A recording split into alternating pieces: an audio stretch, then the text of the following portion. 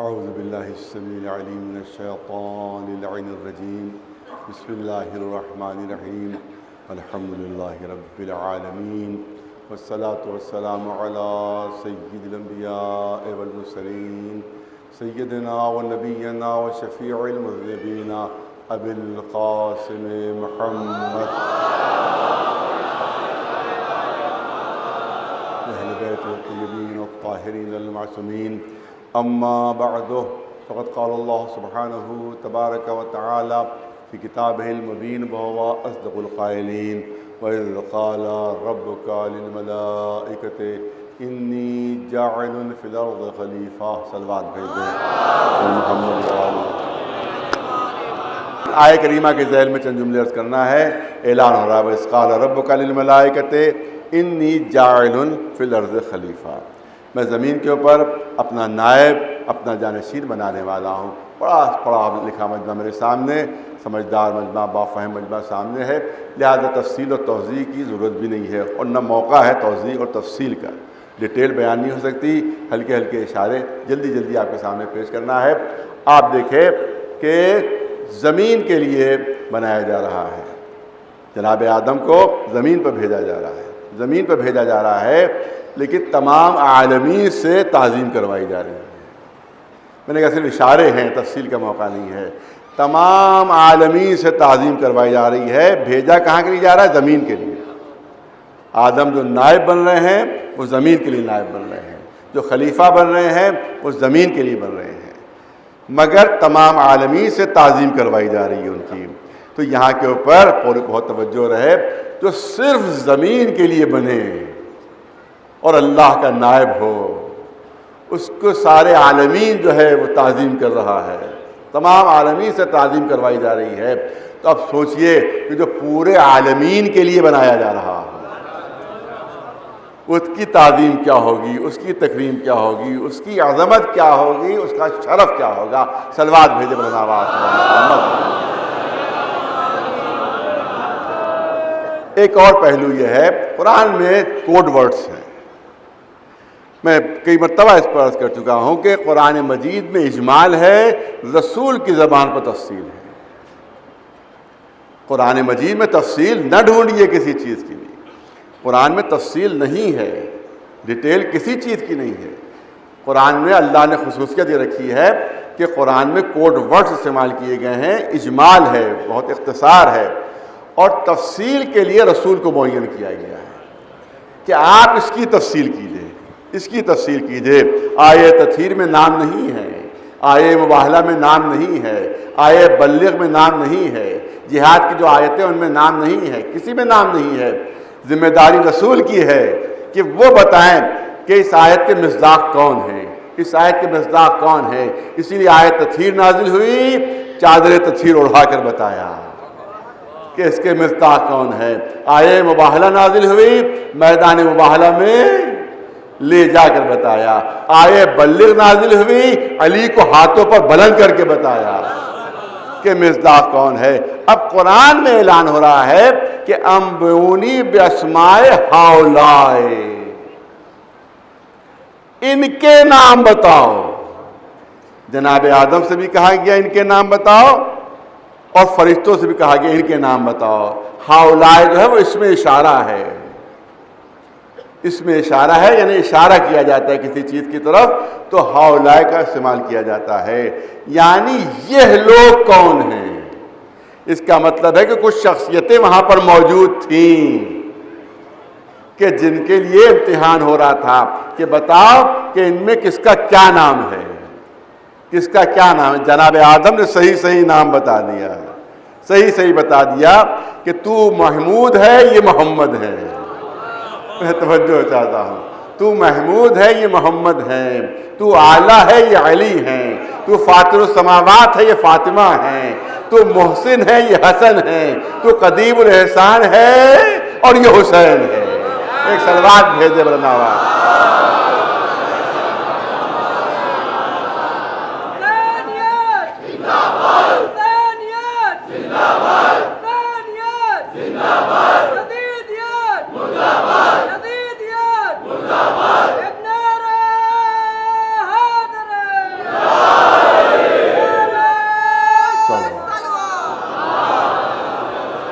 مگر قرآن مجید میں نام نہیں ہے۔ مسئلہ یہ ہے، مسئلہ جو پیش کرنا ہے کہ قرآن مجید میں نام نہیں ہے۔ ملائکہ کی بزم سجی ہوئی ہے، امتحان لیا جا رہا ہے کہ کن کے نام ہیں۔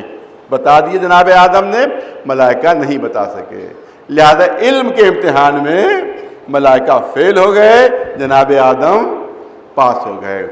اب مسلمانوں کو گھبراہٹ ہو رہی ہے کہ یہ ہاؤلائے ہیں کون، آخر پتہ تو چلے یہ کون ہے کہ جن کا آسمان کے اوپر جن کے ناموں کے ذریعے سے امتحان لیا گیا تھا۔ تو ایک اور بزم سجی، توجہ ہے، رسول پہنچتے ہیں اپنی صاحبزادی کے گھر، یہ بیٹی اپنے جسم میں اپنے بدن میں کچھ کمزوری محسوس کر رہا ہوں۔ شہزادی نے ایک یمنی چادر لا کر دے دی۔ اب پورا واقعہ ہے، پوری محفل سج رہی ہے، اب پوری محفل سج رہی ہے۔ امام حسن آئے، نانا اجازت ہے، اجازت ملی، چادر میں داخل ہوئے۔ امام حسین آئے، نانا اجازت ہے، نہیں بہت توجہ چاہوں گا، نانا اجازت ہے، اجازت ملی، چادر میں داخل ہوئے۔ میں پوچھنا چاہتا ہوں آقا حسین سے، یہ آپ اجازت کیوں طلب کر رہے ہیں، یہ آپ اجازت کیوں مانگ رہے ہیں؟ ارے جب پشت رسول پر سوار ہوئے تھے تو اجازت تو نہیں مانگی تھی؟ بہت توجہ چاہوں گا، تب تو اجازت نہیں مانگی تھی۔ پوری روایت آپ کے سامنے ہے کہ گھر سے نکلے، صفوں کو چیرتے ہوئے، ایک صف چیری، دوسری صف، دوسری صف، تیسری صف، چوتھی صف، یہاں تک کہ رسول کے پاس پہنچے اور رسول کی پشت کے اوپر۔ یہاں پوچھنا چاہیے تھا نانا اجازت ہے یا نہیں؟ ارے توجہ ہے، یہاں پر تو کوئی اجازت نہیں مانگی، کوئی اجازت نہیں مانگی۔ اب یہاں کے اوپر کبھی کبھی لوگ فضیلت کو گھٹانے کے لیے کہتے ہیں کہ بہت چھوٹے تھے، بہت کم سن تھے، اور بچوں کو پسند ہے گھوڑے کی سواری، باپ جو ہے وہ کبھی گھوڑا بن جاتا ہے، بچہ پیٹھ پر سوار ہو جاتا ہے، نانا گھوڑا بن جاتا ہے، پیٹھ پر سوار ہو جاتا ہے، یہ بچوں کو بہت پسند ہے۔ لہٰذا اسی وجہ سے حسین بھی آئے اور دیکھا کہ رسول اللہ جو سجدے میں، پیٹھ کے اوپر وہ بیٹھ گئے۔ اس میں کوئی فضیلت نہیں ہے، اس میں کوئی شرف نہیں، آپ خامخواہ فضیلتیں بیان کرتے ہیں۔ تو میں کہتا ہوں کہ اگر امام حسین بچپنے کی حیثیت سے یہ کام کر رہے ہوتے تو آج بھی آپ جا کر دیکھ لیں کہ شہزادی کے گھر کا دروازہ اور محراب مسجد میں بڑا فاصلہ ہے۔ میں صاحبان فہم کی توجہ چاہ رہا ہوں، آج بھی اگر جو جاتے ہیں مدینہ شریف، مدینہ منورہ، وہ یہ دیکھ لیں گے کہ شہزادی کے گھر جہاں پر ہے اور جہاں پر رسول اللہ نماز پڑھاتے تھے کافی فاصلہ ہے۔ اس کا مطلب ہے کہ درمیان میں بہت سی صفیں تھیں اور بہت سے لوگ عالم سجدہ میں تھے، یعنی اور بہت سی سواریاں بھی موجود تھیں اور بڑی تیز رفتار سواریاں تھیں۔ ایک سلوات بھیجے بلند آواز۔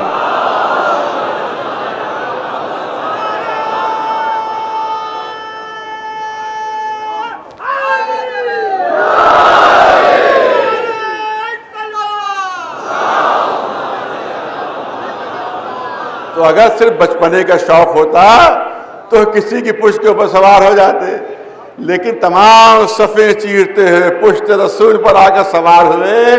اب پوری روایت آپ کے سامنے نہیں پڑھنا کیونکہ موقع نہیں، ہلکا سا اشارہ۔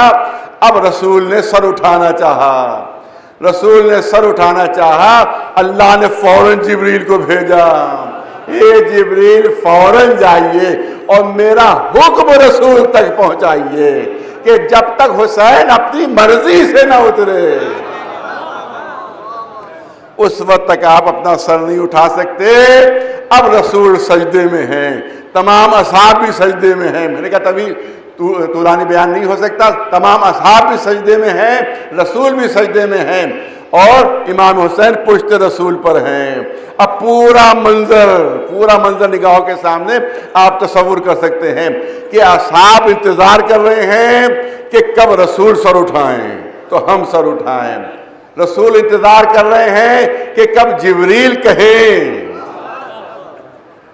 تب میں سر اٹھاؤں، جبریل انتظار کر رہے ہیں کب حکم الہی آئے تو میں کہوں، اور اللہ انتظار کر رہا ہے کہ کب حسین اپنی مرضی سے پوچھ اترے۔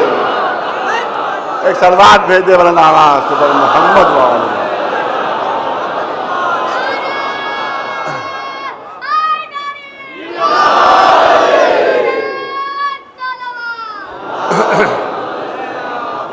یہاں تو اجازت نہیں لی، لیکن جب چادر تطہیر میں داخل ہو رہے ہیں تب حسین بھی اجازت لے رہے ہیں، حسن بھی اجازت لے رہے ہیں، کیونکہ یہاں کے اوپر اہل بیت کا اعلان ہونا ہے کہ کون ہے اہل بیت، کون ہے اہل بیت۔ اگر بغیر اجازت کے آتے پھر دنیا یہی کہتی بچپنا تھا چلے آئے، رسول نے محبت میں شامل کر لیا، لیکن اجازت مانگی تاکہ پتہ چلے کہ ہم بھی اہل بیت کا جز ہیں، ہم بھی اہل بیت میں داخل ہیں۔ اس کے بعد جب یہ 5 جمع ہو گئے چادر تطہیر کے نیچے، تب قدرت نے اعلان کیا کہ یا ملائکتی و سکان سماواتی، اے میرے ملائکہ، اے آسمان پر رہنے والوں سن لو، وما خلقت السماء مبنیہ ولا ارضا مدحیہ ولا شمسا مضیہ ولا قمرا منیرا ولا فلکا یدور ولا بحرا یجری ولا فلکا تسری الا محبت ہؤلاء۔ ارے توجہ چاہ رہا نہیں، بات واضح نہیں۔ محبت ہؤلاء دنیا تلاش کر رہی تھی، یہ ہؤلاء کون ہے جو عرش پر تھے، کہ جن کے ناموں کے ذریعے سے امتحان لیا جا رہا ہے۔ اب یہاں پر رسول پہچانوا رہے ہیں کہ وہ ہؤلاء کون ہے، یہ وہ 5 ہے جو چادر تطہیر کے نیچے جمع ہے۔ ایک صلوات بھیج دے محمد والے۔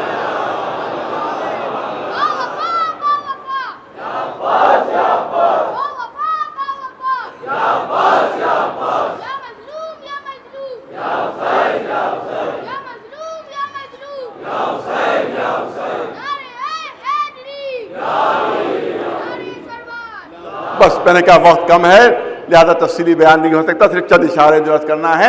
یہاں پر امام علی رضا علیہ السلام کی حدیث پیش کر رہا ہوں۔ 8ویں میں امام کی ایک حدیث جو پیش کرنا چاہتا ہوں۔ امام نے ارشاد فرمایا کہ عرش کے اوپر جو منظر تھا جب ملائکہ کو سجدے کا حکم دیا گیا تھا، وہ بالکل منظر ویسے ہی ہے جو غدیر کا منظر۔ امام رضا علیہ السلام 8ویں میں ارشاد فرما رہے ہیں کہ جو منظر عرش کے اوپر تھا وہی غدیر کا منظر تھا۔ جس طرح سے آدم کو منوایا گیا اسی طرح سے علی کی امامت و خلافت کو منوایا گیا۔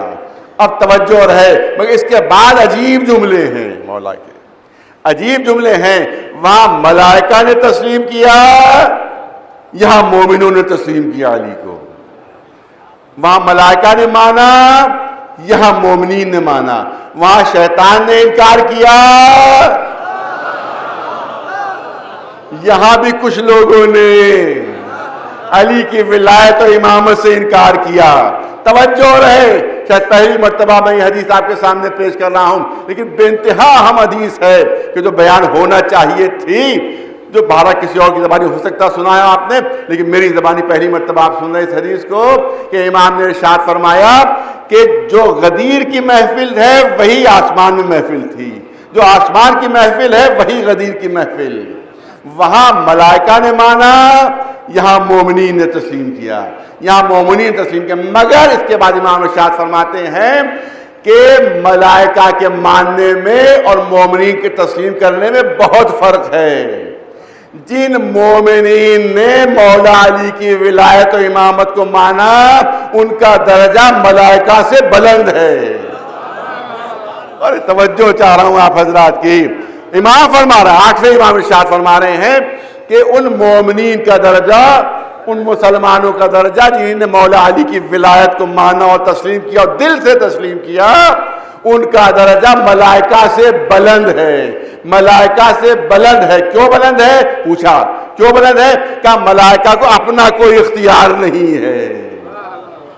بہت توجہ رہے، ملائکہ کی اپنی کوئی مرضی نہیں ہے، لیکن لہذا انہی نے اللہ کے حکم سے مان لیا، کیونکہ ان کی اپنی کوئی مرضی، اپنا کوئی اختیار نہیں ہے، لیکن انسان کو با اختیار بنا کر بھیجا ہے اللہ نے، اس کی اپنی مرضی دے کر بھیجا ہے، لہذا یہاں جس نے مانا اپنے اختیار سے مانا۔ ارے توجہ رہے، یہاں جس نے تسلیم کیا اس نے اپنی مرضی سے تسلیم کیا، لہذا اس انسان کا مرتبہ ان ملک سے بڑھا ہوا ہے کہ جنہوں نے علی کی ولایت کو مان لیا، علی کی خلافت کو تسلیم کر لیا۔ اب یہاں تک تو بات بالکل واضح ہو گئی، لیکن جو دوسرا جملہ، جنہوں نے انکار کیا علی کی ولایت سے وہ شیطان سے بدتر ہیں۔ آٹھویں امام کا قول ہے کہ وہ شیطان سے بدتر ہیں، شیطان سے بدتر ہیں۔ اب دلیل کیا ہے شیطان سے بدتر؟ ہم تو سمجھتے تھے شیطان سے بدتر کوئی ہے ہی نہیں، ہم تو سمجھتے تھے شیطان سے بدتر کوئی نہیں ہے، یہی لوگوں کو بدتر بناتا ہے۔ لیکن امام ارشاد فرما رہے ہیں کہ شیطان نے وہاں انکار کیا جناب آدم کی خلافت سے، اور یہاں کچھ لوگوں نے جناب امیر المومنین کی خلافت سے اور ولایت سے انکار کیا، مگر فرق یہ ہے کہ جنہوں نے یہاں انکار کیا ہے وہ شیطان سے درجے میں کم ہیں، گرے ہوئے ہیں، بدتر ہے شیطان سے۔ کاہے کے لیے؟ اب دلیل سن لیجئے۔ امام نے ارشاد فرمایا کہ اسی لمحے آدم پیدا ہوئے تھے، اسی لمحے اللہ نے روح پھونکی تھی، نہ آدم کا علم کسی نے دیکھا تھا، نہ آدم کا حلم کسی نے دیکھا تھا، نہ آدم کی شجاعت کسی نے دیکھی تھی، نہ آدم کی عبادت کسی نے دیکھی تھی، نہ آدم کی سخاوت کسی نے دیکھی تھی، نہ آدم کا صبر کسی نے دیکھا تھا۔ آدم کے کمالات ابھی کھل کر سامنے نہیں آئے تھے، ابھی آدم کی ولادت ہوئی ہے، ابھی اللہ نے آدم کو پیدا کیا ہے، نہ ان کی عبادت دیکھی، نہ ان کی سخاوت دیکھی، نہ ان کی بہادری دیکھی، نہ ان کی شجاعت دیکھی، تو ان کے صفات سے ابھی کوئی علم نہیں تھا کسی کو، ان کی صفات سے سب لا علم تھے۔ اب انکار کیا تو بغیر کمالات کو سمجھے ہوئے، ارے توجہ رہے، اب جو انکار کیا گیا تھا وہ بغیر صفات کو دیکھے ہوئے، نہ آدم کی شجاعت کو دیکھا تھا، نہ بہادری کو دیکھا تھا، نہ علم کو دیکھا تھا، نہ حلم کو دیکھا تھا، نہ کمالات کو دیکھا تھا، مگر جس نے علی کی ولایت سے انکار کیا وہ علی کی بہادری بھی دیکھ چکے تھے، علی کی سخاوت بھی دیکھ چکے تھے، علی کی شجاعت بھی دیکھ چکے تھے، علی کا علم بھی دیکھ چکے تھے، لہٰذا اب یہ شیطان سے بدتر ہوئے۔ ایک سلوات بھیجے محمد والے۔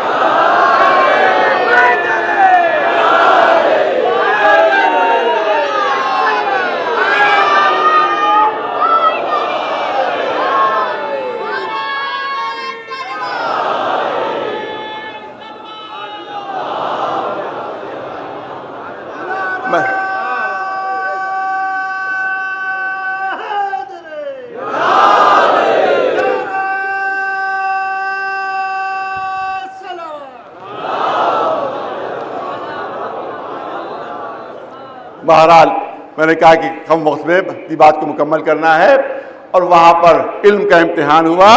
جب علم میں کامیاب ہو گئے تو قدرت نے کہا دیکھا میں نہ کہتا تھا کہ میں غیب کے علم کو بھی جانتا ہوں، ظاہر بظاہر علم کو بھی جانتا ہوں۔ تو اب سوال یہاں پر یہ ہوتا ہے کہ فرشتوں نے کب کہا تھا کہ یہ نام جانتا ہے کہ نہیں جانتا ہے؟ فرشتوں نے یہ کہا تھا کہ فساد پھیلائے گا۔ بہت توجہ، بہت نازک پہلو ہے۔ فرشتوں نے کیا کہا تھا؟ یہ جس کو بھیجے گا وہ فساد پھیلائے گا، خوریزی کرے گا۔ اللہ نے کہا ان کے نام بتاؤ۔ ارے سوال کچھ ہے، جواب کچھ ہے، میں توجہ چاہ رہا ہوں۔ ان کے نام بتاؤ۔ آدم نے نام بتا دیے، یہ نام نہیں بتا پائے۔ اب ان کو کہنا چاہیے تھا پالنے والے ہمارا سوال تو کچھ اور تھا، ہمارا اعتراض تو کچھ اور تھا، ہم نے تو یہ کہا تھا کہ یہ فساد پھیلائے گا، یہ خوریزی کرے گا۔ تو کہہ رہا ہے کہ ان کی معرفت ہے یا نہیں، ان پانچ کی معرفت ہے یا نہیں؟ تو معرفت کی بات ہی نہیں ہوئی تھی وہاں تو فساد و خوریزی کی بات تھی۔ اور ادھر جناب آدم نے ان کی معرفت کا اعلان کیا، تو اب اللہ نے اعلان کیا کہ دیکھو جو میں جانتا تھا تم نہیں جانتے، جو میں جانتا تھا تم نہیں جانتے۔ فرشتوں کو کہنا چاہیے تھا پالنے والے ہمارا اعتراض ہی یہ نہیں تھا کہ یہ پہچانتے ہیں کہ نہیں پہچانتے ہیں. ہم تو کہتے تھے کہ فساد پھیلائے گا, لیکن بہت توجہ, فرشتوں کا خاموش ہو جانا خود اس بات کی دلیل ہے کہ یہ ان شخصیتوں کی معرفت تھی کہ اگر جن کی معرفت حاصل ہو جائے تو دنیا سے فساد بھی ختم ہو جائے گا, قریزی بھی ختم ہو جائے گی. ایک سلوات بھیجے بلند آواز سے محمد والی.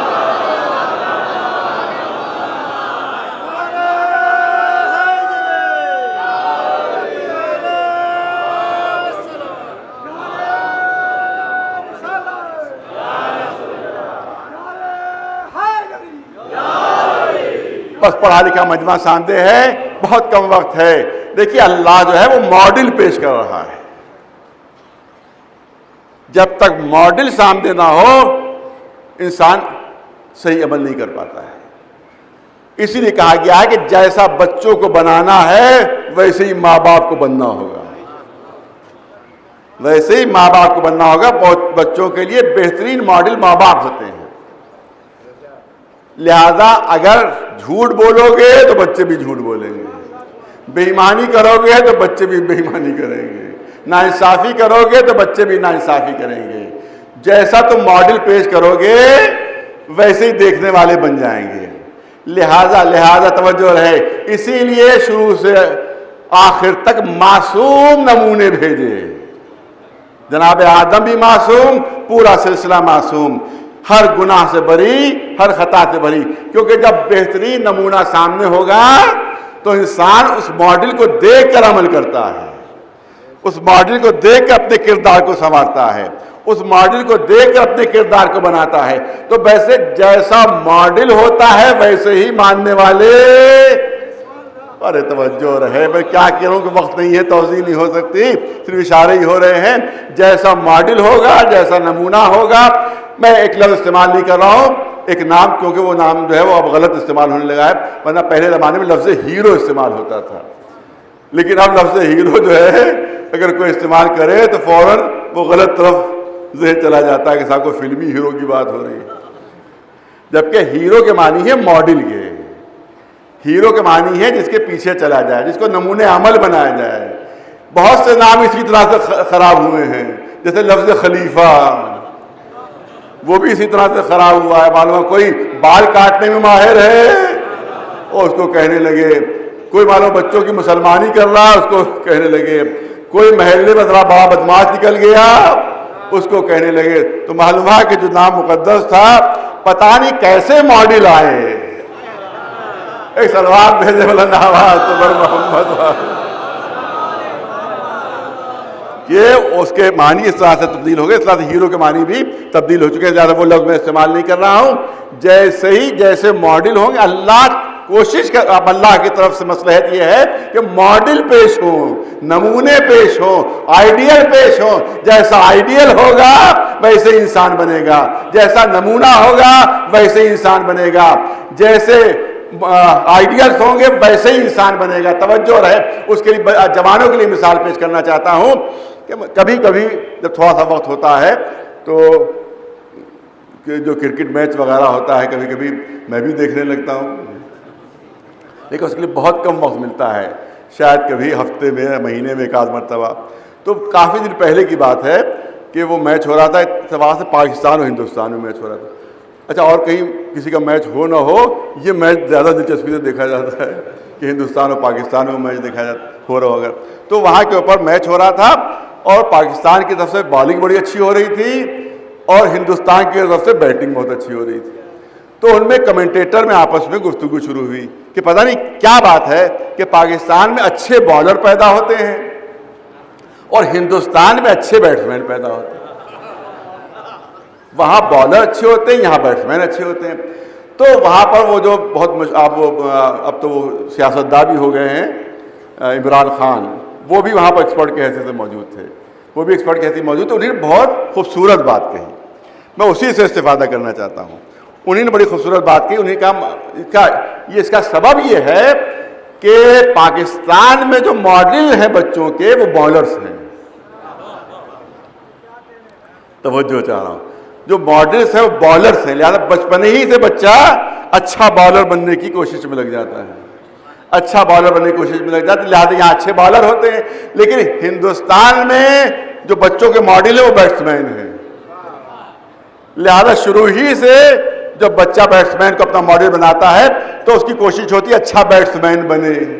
تو اس کا مطلب ہے کہ جیسا ماڈل ہوتے ہیں ویسے ہی ماننے والے بھی ہو جاتے ہیں۔ یہی وجہ ہے کہ کچھ مسلک ایسے ہیں وہاں صرف دہشت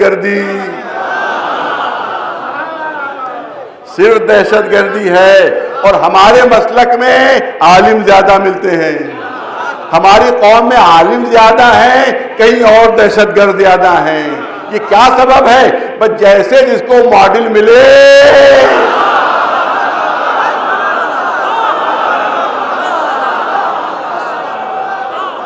ویسے ہی وہاں لوگ بنتے چلے گئے۔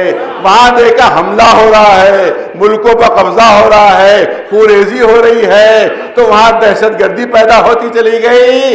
اور یہاں ہم نے دیکھا کہ ممبر پر بیٹھ کے اعلان ہو رہا ہے سلونی سلونی، جو پوچھنا ہے پوچھو، جو پوچھنا ہے پوچھو۔ تو ہماری قوم میں عالم زیادہ بنے۔ ایک سلوات بھیجے بلند آواز سے محمد۔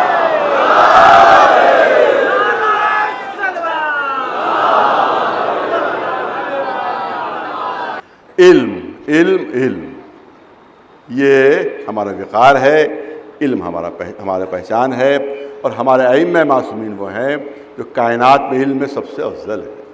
میں نے کل کی شاید مجلس میں عرض کیا تھا کہ جو دوسرے فرقوں کے امام ہیں وہ ہمارے اماموں کے شاگرد ہیں، اور اس میں خصوصیت سے ہمارے چھٹے امام جعفر صادق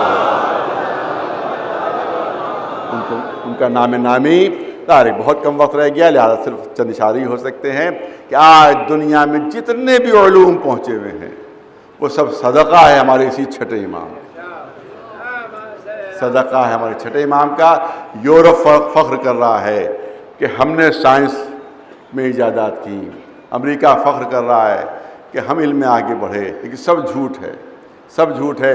جس وقت ہمارے چھٹے امام نے مدینے میں یونیورسٹی قائم کی تھی، یورپ میں جہالت کے اندھیرے تھے، کوئی سائنس کا نام بھی نہیں جانتا تھا، کوئی جانتا بھی نہیں تھا جیوگرافی کیا ہے، کوئی جانتا ہی نہیں تھا کہ کیمسٹری کیا ہے، کوئی جانتا نہیں تھا ارتھمیٹک کیا ہے، کوئی واقف نہیں تھا سائنس سے۔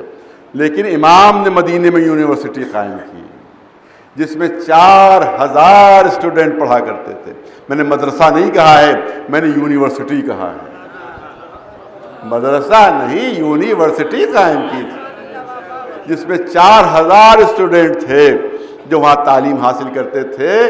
آپ یہاں لکھنؤ یونیورسٹی اگر چلے جائیں تو آپ دیکھیں کہ یہ ہے فرض کیے جیوگرافی کے ڈپارٹمنٹ، اس میں 20 استاد پڑھانے والے ہیں۔ یہ ہے سائنس کا ڈپارٹمنٹ، اس میں 30 استاد پڑھانے والے ہیں۔ یہ ہے ریاضی کا ڈپارٹمنٹ، میتھمیٹکس کا، اس میں 10 استاد پڑھانے والے ہیں۔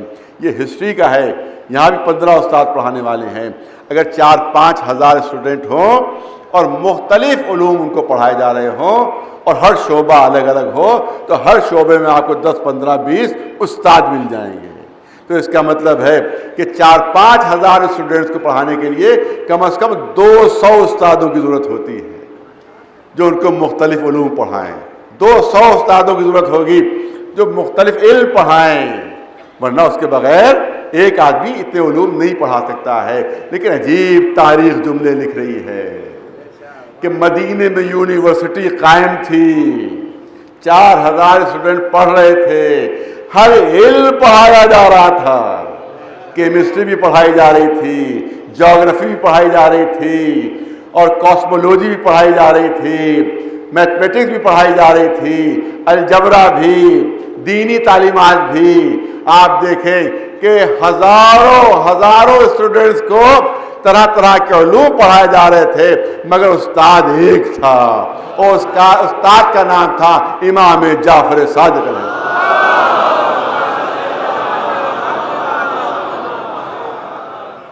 کم سنی کا عالم ہے، 5-6 برس کا سن ہے ہمارے چھٹے امام کا، اور مسلمانوں کے ایک بہت بڑے عالم جن کو آج امام اعظم کے نام سے جانا جاتا ہے، وہ 5ویں امام کی خدمت میں آئے۔ گھر کے دروازے پر پہنچے، دیکھا ایک چھوٹا سا بچہ نماز پڑھ رہا ہے، دروازے کے سامنے ایک چھوٹا سا بچہ 5-6 برس کا سن ہے، وہ نماز پڑھ رہا ہے۔ ذرا سا 5ویں امام کو باہر نکلنے میں تھوڑی سی تاخیر ہوئی تو اس بچے کے پاس پہنچے کہ میاں صاحبزادے آپ کو کیا اس بات کا علم نہیں کہ جہاں لوگوں کا آنا جانا ہو وہاں نماز پڑھنا اچھا نہیں ہے؟ اتفاق سے 5ویں امام بھی نکل آیا، کیا بات ہو رہی ہے؟ کہا کہ میں یہ بچہ آپ کی کون ہے؟ کہا میرا بچہ ہے، میرا بیٹا ہے۔ کہا کہ یہ یہاں کے اوپر کیونکہ آنا جانا لوگوں کا ہے، آمد و رفت یہیں پہ نماز پڑھ رہے ہیں، لہٰذا میں ان سے بات کرنے لگا کہ بھئی کیا بات ہے، یا آپ یہاں پر نماز نہیں پڑھنا چاہیے؟ کہا آپ اسی بچے سے سوال کر لیجیے، یہی آپ کو جواب دے دے گا۔ تو جب انہی نے اتنے بڑے فرقے کے امام انہوں نے کہا کہ آپ کو یہاں پر نماز نہیں پڑھنا چاہیے کیونکہ لوگوں کی آمد و رفت ہے، خضوع و خشوع میں فرق آتا ہے۔ وہ کیا کہہ رہے ہیں؟ خضوع و خشوع میں فرق آتا ہے۔ اور چھوٹے سے بچے نے جس کا 5-6 برس کا سن تھا نگاہ اٹھائی اور اس زمانے کے عالم کو نگاہوں میں نگاہیں ڈال کر کہا کہ لگتا ہے کہ آپ قرآن مجید غور سے نہیں پڑھتے، آپ قرآن مجید غور سے نہیں پڑھتے۔ کہہ رہے یہ کیا بات ہوئی؟ میں کچھ کہہ رہا ہوں، تم کچھ کہہ رہے ہو، میں کہہ رہا ہوں کہ جہاں آمد و رفت ہو وہاں نماز پڑھنا مناسب نہیں ہے، خضوع و خشوع میں فرق آتا ہے۔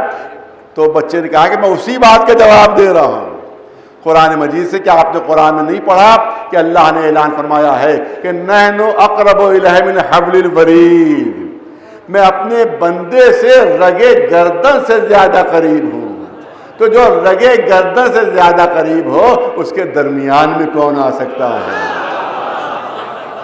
ایک سلوات بھیجے بلند آواز سے محمد و آل محمد۔ امام کے ہاتھ میں ایک چھڑی تھی،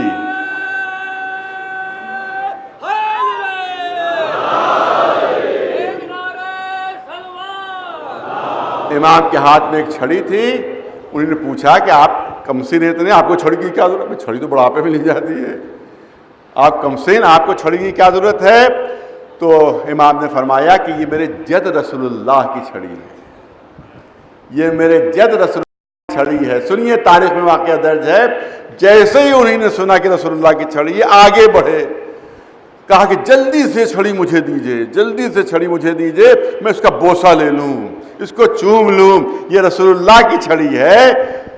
امام نے وہ چھڑی اپنے پیٹھ کے پیچھے کر لی، وہ چھڑی اپنے پیٹھ کے پیچھے کر لی۔ ارے چھڑی مجھے دیجئے، یہ میں چومنا چاہتا ہوں اس کو۔ امام نے اپنا ہاتھ بڑھایا، امام نے اپنا ہاتھ بڑھایا، ارے لکڑی تو منسوب ہے، اس کو چوم رہے ہو، یہ تو گوشت تو پوست ہے رسول اللہ کا، اس کو چوم۔ ایک سلوات بھیجے بلند آواز سے محمد و آل محمد۔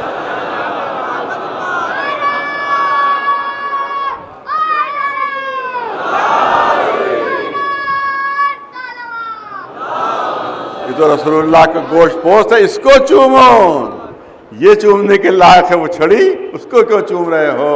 اس کے بعد یہ ایسے مروب ہوئے کہ میں کچھ اور سوال کرنا چاہتا ہوں آپ سے۔ وہ 50 برس کا سن ان کا، ان کا سن 6-7 برس کا، 5-6 برس کا، کہ میں آپ سے کچھ سوال کرنا چاہتا ہوں، میں آپ سے کچھ پوچھنا چاہتا ہوں۔ تو ننھے سے بچے نے کہا کہ استاد کی حیثیت سے نہ پوچھنا، ارے توجہ رہے، استاد کی حیثیت سے نہ پوچھنا، شاگرد کی حیثیت سے پوچھنا۔ یہ پہلے ہی مروب ہو چکے تھے، پہلے ہی مروب ہو چکے تھے، کہ نہیں استاد کی حیثیت سے نہیں پوچھوں گا، شاگرد کی حیثیت سے پوچھوں گا۔ کہا جب شاگرد کی حیثیت سے پوچھنا ہے تو اسی طرح سے زانو ادب طے کر کے میرے سامنے بیٹھ جاؤ کہ جس طرح سے استاد کے سامنے شاگرد بیٹھا کرتا ہے۔ ایک سلوات بھیجے بلند آواز سے محمد و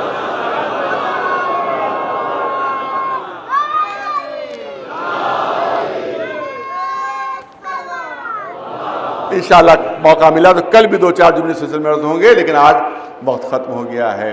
تو معلوم ہے کہ ان کا امتیاز کیا؟ علم ان کا امتیاز ہے۔ اور اس گھرانے میں جو بھی پل گیا، ان کی آغوش میں جو پل گیا وہ علم افضل ہو گیا۔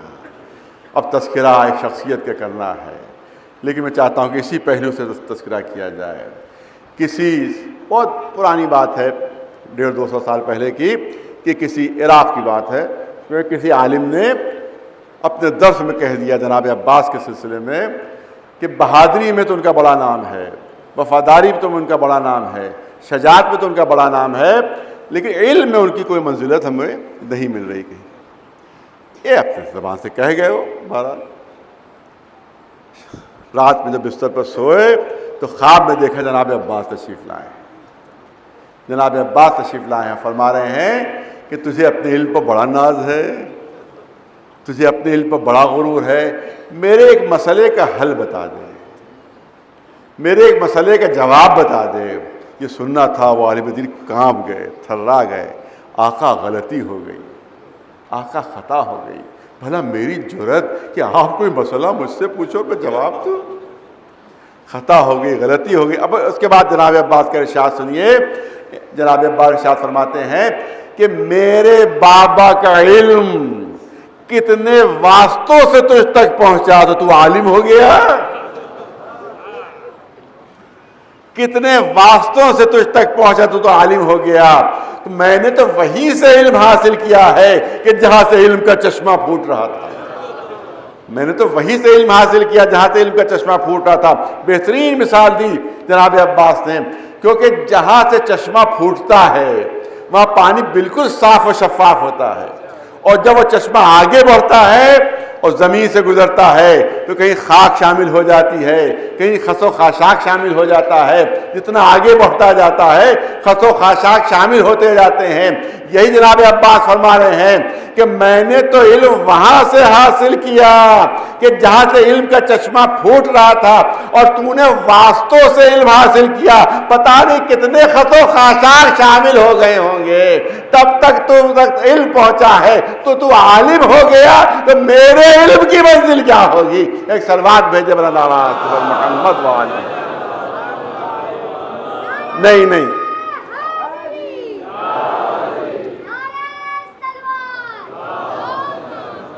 آپ دیکھیں کہ جس طرح سے امام حسین نے لعاب دہن رسالت پر پرورش پائی تھی، اسی طرح سے جناب عباس نے لعاب دہن امامت پر پرورش پائی تھی.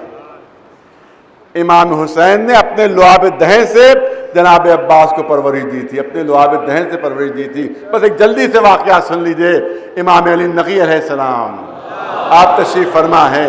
ہندوستان سے ایک شخص جاتا ہے، آپ اس سے ہندی زبان میں گفتگو کرتے ہیں، ہندی زبان میں گفتگو کرتے ہیں. ابو ہاشم نام کے ایک صحابی موجود تھے. جب وہ شخص ہندوستان کا چلا گیا تو ابو ہاشم نے حیرت سے کہا کہ آقا کیا آپ ہندی زبان بھی جانتے ہیں؟ کیا ہندی زبان سے بھی واقف ہیں؟ تو امام نے کلی جواب دیا. آپ نے ارشاد فرمایا کہ اگر سب کی زبان نہ جانوں گا تو سب کا امام کیسے بنوں گا، سب کا امام کیسے بنوں گا. ابو ہاشم نے کہا آقا میں چاہتا ہوں کہ کچھ علم مجھے بھی حاصل ہو جائے. تو امام نے فرمایا یہ سامنے جو کنکری پڑی ہوئی ہے وہ اٹھا لو. ابو ہاشم نے کنکری اٹھائی، امام نے اپنے زبان پر وہ کنکری رکھی، ہلکا سا لعاب دہن اس کنکری میں آ گیا. اب امام فرماتے ہیں 10ویں امام کہ ابو ہاشم یہ کنکری تم اپنی زبان پر رکھ لو. وہ کنکری جس پہ ہلکا سا لعاب دہن تھا امامت کا، جب ابو ہاشم نے اپنی زبان پر رکھی تو کہتے اسی وقت 70 زبانوں کا ماہر ہو گیا، اسی وقت 70 زبانوں کا عالم ہو گیا. تو اگر ہلکا سا لعاب دہن پہنچ جائے تو اتنا بڑا عالم ہو جاتا ہے، اور جس نے 2 سال پرورش پائی ہو لعاب دہن امامت پر وہ کتنا بڑا عالم ہوگا. ایک سلوات بھیجے بڑا نواز. یہ ہیں جناب عباس کہ جن کا تذکرہ کرنا ہے، اگرچہ مجبوری یہ ہے کہ دامن وقت میں گنجائش نہیں ہے. یہی عباس کربلا کے میدان میں ہاتھ جوڑے ہوئے کھڑے ہوئے ہیں. اے آقا مرنے کی اجازت دیجئے، اے مولا مرنے کی اجازت دیجئے. اے عباس تم تو میرے لشکر کے علمدار ہو، تم تو میرے لشکر کی زینت ہو. امام حسین سمجھ رہے ہیں کہ جب تک عباس کے علم کا پھریرا لہرا رہا ہے، بیویوں کی ڈھارس بندھی ہوئی ہے، بچوں کا دل بڑھا ہوا ہے، ورنہ اگر عباس چلے گئے تو بیویوں کا دل ٹوٹ جائے گا. اے عباس تم میرے لشکر کے علمدار ہو. روایت کہتی ہے نظر یمیناً و شمالا، جناب عباس نے دائیں طرف دیکھا، بائیں طرف دیکھا، اور اس کے بعد فرمایا آقا وہ لشکر کہاں رہا؟ کہ جس کا میں علمدار تھا، اب جہاں لشکر ہے وہی علمداری کروں گا۔ روایت کہتی ہے کہ اسی وقت خیموں سے بچوں کی آواز آتی ہے کہ ہائے پیاس ہمیں مارے ڈال رہی ہے، ہائے پیاس ہمارا کلیجہ بھونے دے رہی ہے۔ امام نے ارشاد فرمایا، اے بھیا عباس، تمہیں تو معلوم ہے کتنے بچے پیاس سے دم توڑ چکے ہیں، کتنے بچے پیاس سے مر چکے ہیں۔ اگر مرنے ہی جانا چاہتے ہو تو ذرا بچوں کے لیے کچھ پانی کا اہتمام کرتے جاؤ۔ جناب عباس مشق سکینہ لے کر چلے، ایک ہی حملے میں فرات پر قبضہ کیا۔ جب جناب مختار نے حمید ابن مسلم کو گرفتار کیا ہے، جو واقعات لکھنے کے لیے موجود تھا، تو جناب مختار نے پوچھا کہ حمید ذرا یہ بتا کہ عباس نے جنگ کیسے کی تھی؟ عباس نے جنگ کیسے کی تھی؟ کہ ہم نے ان کی جنگ دیکھی ہی نہیں۔ حمید نے کہا ہم نے ان کی جنگ نہیں دیکھی۔ کہ کیسا کہہ رہے ہو تم نے جنگ نہیں دیکھی؟ کیا فرات پر حملہ نہیں کیا تھا انہیں نے؟ کیا دشمنوں کو قتل نہیں کیا تھا؟ تو اب حمید جناب مختار سے کہتا ہے، جملے سنیے اس کے، کہ ہم نے تو بس اتنا دیکھا، ہم نے تو بس اتنا دیکھا کہ عباس گھوڑے پر سوار ہوئے، آگے بڑھے، پھر ایک بجلی سی چمکی، ایک بجلی سی چمکی۔ جب ہماری آنکھ کھلی تو ہم نے دیکھا عباس کا قبضہ فرات کے اوپر، ایک لمحے کے اندر عباس نے فرات پر قبضہ کر لیا تھا، جبکہ ہزاروں کا لشکر وہاں موجود تھا، ایک حملے کی بھی تاب نہ لا سکا۔ بس عزیزانو چند جملے سن لیجئے۔ ہاں، مشق سکینہ میں پانی بھرا، اب عباس مشق لے کر چل رہے ہیں، بڑھتے چلے جا رہے ہیں، بڑھتے چلے جا رہے ہیں۔ کسی کی ہمت نہیں کہ سامنے آ سکے، کسی کی جرت نہیں کہ سامنے آ سکے۔ عباس آگے بڑھ رہے ہیں، آگے بڑھ رہے ہیں۔ عمر سعد نے تمام سرداروں کو قریب بلایا، کہا کہ دیکھو تو عباس آگے بڑھتے چلے جا رہے ہیں اور کسی کی جرت نہیں ہے کہ عباس کے سامنے آ سکے۔ اگر یہ خیموں میں پانی پہنچ گیا تو قیامت ہو جائے گی۔ عباس کو کیسے روکا جائے؟ عباس کو کیسے روکا جائے؟ کیونکہ کسی کی جرت نہیں کہ سامنے آئے۔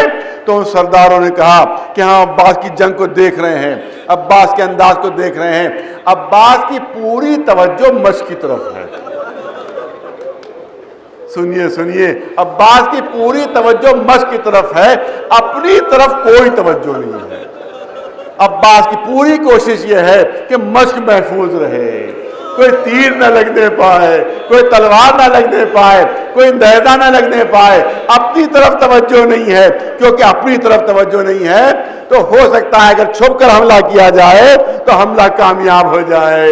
ایک ملون تلوار لیے ہوئے ایک درخت کی آڑ پہ کھڑا ہو گیا، عباس آگے بڑھ رہے ہیں، پوری توجہ مشق کی طرف، کوئی تیر نہ لگے، کوئی تلوار نہ لگے۔ اس ملون کو موقع مل گیا، جیسے ہی قریب سے گزرے بھرپور تلوار کا وار، جناب عباس کا ہاتھ قلم ہو گیا، ایک ہاتھ کٹ گیا، اب کوئی ایک ہاتھ ہے، اسی سے نیزے سے جنگ بھی کرنا ہے، اسی سے علم بھی سنبھالنا ہے، اسی سے مشق سکینہ بھی۔ یہ تین کام ایک ہاتھ سے کیسے انجام دیے ہوں گے یہ آقا عباس ہی کا دل جانتا ہے۔ لیکن آگے بڑھ رہے ہیں، پھر چھپ کر حملہ ہوتا ہے، دوسرا ہاتھ بھی کٹ جاتا ہے، عزادارو علم گر گیا، نیزہ گر گیا، مگر وفادار عباس نے مشق سکینہ نہیں گرنے دی۔ حمید کہتا میں نے دیکھا کہ عباس نے مشق دانتوں سے سنبھال لی، اب گھوڑے کو ہیل دے رہے ہیں، آگے بڑھ رہے ہیں، رکابوں میں زور دے کر بلند ہوتے ہیں اور کچھ آگے دیکھتے ہیں، پھر آگے بڑھتے ہیں، پھر بلند ہو کر کچھ دیکھتے ہیں۔ حمید کہتا مجھے تعجب ہوا کہ اس عالم میں کہ جب دونوں ہاتھ کٹ چکے ہیں، مشق دانتوں میں دبی ہوئی ہے، یہ عباس بلند ہو کر آگے کیا دیکھ رہے ہیں؟ وہ کہتا جب میں نے غور کیا تو مجھے اندازہ ہوا کہ عباس بلند ہو کر دیکھتے ہیں کہ اب سکینہ کا خیمہ کتنی دور رہ گیا، اب سکینہ کا خیمہ کتنی دور رہ گیا۔ حمید کہتا ہے میں نے اتنی جنگیں دیکھی، اتنی جنگیں دیکھی، مگر نہیں دیکھا میں نے کہ کوئی بھی پہلوان، کوئی بھی بہادر اتنا زخمی ہونے کے بعد گھوڑے پر بیٹھا رہ گیا ہو۔ عباس کے جسم کے ٹکڑے اڑے جا رہے تھے مگر عباس گھوڑے سے گر نہیں رہے تھے۔ تاریخ کربلا کہتی ہے عمر سعد گھوڑے کی پشت پر سوار ہوا، آواز دی، اے فوج والوں، عباس کی روح عباس کے جسم میں نہیں ہے، عباس کی روح مشک سکینہ میں ہے۔ جب تک مشک سکینہ سلامت ہے عباس گھوڑے سے گرے گے نہیں، عباس گھوڑے سے گرے گے نہیں۔ مشک پر تیر برسائے جائیں، عزادارو 4000 تیر ایک ساتھ چلے، آقا کا پورا جسم تیروں سے چھل لیا۔ ایک تیر مشک میں آ کر لگا، مشک کا پانی بہ گیا۔ ایک تیر جناب عباس کی آنکھ میں آ کر لگا۔ عزادارو عزادارو، ارے ذاکر کوئی مصیبت بیان کرے تو اتنا اثر نہیں ہو سکتا، راوی مصیبت کی روایت کرے تو وہ اثر نہیں ہو سکتا، مگر جس پر مصیبت پڑی ہو اگر وہ خود اپنی مصیبت بیان کرے تو بات کچھ اور ہوتی ہے۔ ایک ذاکر کربلا کے مصائب بیان کیا کرتے تھے، مصیبتیں بیان کرتے تھے۔ ایک مرتبہ جناب عباس خواب میں آئے، کہا اے ذکر کربلا کرنے والے، تم میری مصیبت نہیں بیان کرتا، تم میری مصیبت نہیں پڑھتا۔ ان ذاکر نے ہاتھ جوڑ لیا، آقا آپ کیا فرما رہے ہیں؟ ارے جب تک آپ کا ذکر نہ کر لوں میں اپنی مجلس تمام ہی نہیں کرتا۔ جناب عباس نے فرمایا، ارے تجھے کیا معلوم کہ مجھ پر کیا گزر گئی؟ ہاتھ جوڑ کر کہا، آقا وہ کون سی مصیبت ہے جو جس کا علم ہم کو نہیں ہے؟ کہا جب میرے دونوں ہاتھ کاٹ دیے گئے تو مجھ پر تیروں کی بارش کر دی گئی، پورا جسم تیروں سے چھلنی ہو گیا، مشک سکینہ چھٹ گئی اور ایک تیر آنکھ میں آ کر لگا۔ عزادارو انصاف کرو، اگر کسی کی آنکھ میں خاک کا یہ ریزہ پڑ جاتا ہے تو جب تک وہ ذرہ نکلے نہیں انسان کو چین نہیں آتا ہے۔ آقا عباس فرماتے ہیں کہ آنکھ میں تیر پیوست ہوا، تکلیف اتنی تھی، اذیت اتنی تھی کہ میں ہاتھوں کی تکلیف بھول گیا، مگر تیرا عباس کرتا تو کیا کرتا، دونوں ہاتھ کٹے ہوئے تھے۔ اگر ہاتھ موجود ہوتے تو ہاتھوں کے سہارے وہ تیر نکالتا۔ فرماتے ہیں کہ میں نے زور سے سر کو جھٹکا دیا کہ تاکہ سر کو جھٹکا دینے سے وہ تیر نکل جائے، مگر اتنا گہرا پیوست ہو چکا تھا کہ سر کو جھٹکا دینے سے وہ تیر نہ نکل سکا۔ تو صرف ایک ہی طریقہ تھا کہ جس سے وہ تیر نکل سکتا تھا، کیونکہ تمہارے عباس کے دونوں ہاتھ تو کٹے ہوئے تھے، ہاتھ موجود نہیں تھے۔ ایک ہی طریقے سے وہ تیر نکل سکتا تھا کہ میں اپنے سر کو جھکاتا، اپنے زانوؤں کو بلند کرتا، زانوؤں کے درمیان تیر کا سرا دبا لیتا، آہستہ آہستہ اپنے سر کو پورا اٹھاتا، اس طرح سے آگ کا تیر نکل سکتا تھا کیونکہ میرے دونوں ہاتھ کٹے ہوئے تھے۔ مگر اے مجلسوں کے پڑھنے والے، جیسے ہی میں نے اس نیت سے اپنے سر کو جھکایا، ایک گردے گربا میرے سر پر پڑتا ہے، عباس کا سر شگافتہ ہو گیا، تیورا کر زمین پر گرے۔ جعفر تستری لکھتے ہیں، اے عزادارو تمہیں نہیں معلوم تمہارے آقا پر کیا ستم ہو گیا، کیا ظلم ہو گیا۔ ارے جو بھی مجاہد گھوڑے سے گرا اس کے ہاتھ موجود تھے، جب عباس گرے تو ہاتھ کٹے ہوئے تھے، سینے کے بھل کربلا کی زمین پر گرے، جتنے تیر سینے میں تھے وہ توڑ کر پشت کو پار ہو گئے۔ آواز دی، آقا عباس کی خبر لیجئے، مولا عباس کی خبر۔